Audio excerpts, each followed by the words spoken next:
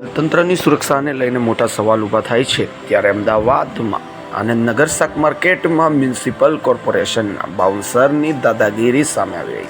ત્યારે હાલ contract base પર કાર્ય આપવામાં આવે છે ત્યારે તે કોન્ટ્રાક્ટરોના જે માણસો હોય છે તે લોકો દ્વારા અવારનવાર દાદાગીરી કરવામાં આવતી છે. ત્યારે એએમસીના કર્મચારીઓ દ્વારા સામાન્ય પ્રજા સાથે આતંકવાદી હોય તેવું વર્તન કરવામાં આવે છે અને એએમસીના બાઉન્સરો દ્વારા છૂટા હાથે માર પણ મારવામાં આવે છે. ત્યારે સમગ્ર ઘટનાનો વિડીયો વાયરલ થતાં હાલ અમદાવાદ મ્યુનિસિપલ કોર્પોરેશનમાં ચકચાર મચી ચૂકી છે.